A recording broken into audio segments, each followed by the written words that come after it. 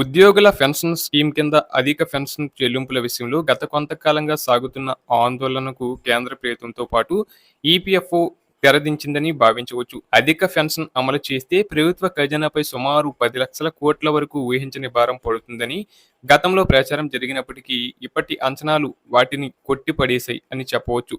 తాజాగా ఈపీఎఫ్ఓ విడుదల చేసిన గణాంకాల ప్రకారం దీనివల్ల అదనపు భారం కేవలం 78,000 కోట్లు మాత్రమే అని తేలింది.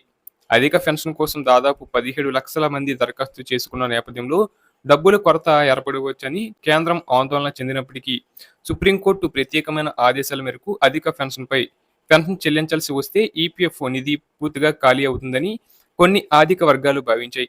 అయితే వాస్తవంగా దరఖాస్తు చేసిన వారి సంఖ్య, వారు చేసిన సేవలు కాలంతో పాటు పెన్షన్ ఫండ్కు వారు చెల్లించాల్సిన అదనపు వాటాను పరిగణలోకి తీసుకున్నప్పుడు ఈ వారం ఊహించిన దానికంటే చాలా తక్కువగా ఉందని నిపుణులు తెలిపారు. దరఖాస్తు చేసుకున్న వారిలో అందరూ అర్హులు కాకపోవడంతో పాటు చాలా మందికి పెన్షన్ లెక్కింపులో వచ్చే తేడాల వల్ల ప్రభుత్వ అంచనాలు భారీగా తగ్గాయి. ఈపీఎఫ్ఓ నిర్వహించిన యాక్చువేరియల్ విశ్లేషణ ప్రకారం రాబోయే కొన్ని దశాబ్దాలలో ఈ అదనపు బాధ్యత 78,000 కోట్లకే పరిమితం కాబోతుంది. ఇది పెన్షన్ ఫండ్లో ఉన్న నిధితో పోలిస్తే చాలా తక్కువని అధికారులు భావిస్తున్నారు. అయితే కేంద్ర ప్రభుత్వం దగ్గర నిధుల కొరత సాకుతో అధిక పెన్షన్ ప్రక్రియను జాప్యం చేస్తున్నారనే విమర్శల మధ్య ఇప్పుడు ఈ స్పష్టత రావడం విశేషం.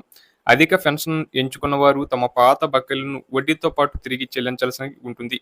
దీనివల్ల పెన్షన్ ఫండ్లోని తక్షణమే పెద్ద మొత్తంలో డబ్బులు జమ అయ్యే అవకాశాలున్నాయి. తద్వారా భవిష్యత్తులో పెన్షన్ చెల్లింపులకు ఆటంకం ఉండదని ఈపీఎఫ్ఓ స్పష్టం చేసింది. తాజా నివేదికలతో అధిక పెన్షన్ కోసం చూస్తున్న లక్షలాది మంది పెన్షనర్లతో పాటు ప్రస్తుత ఉద్యోగులకు పెద్ద ఊరట లభించబోతుంది.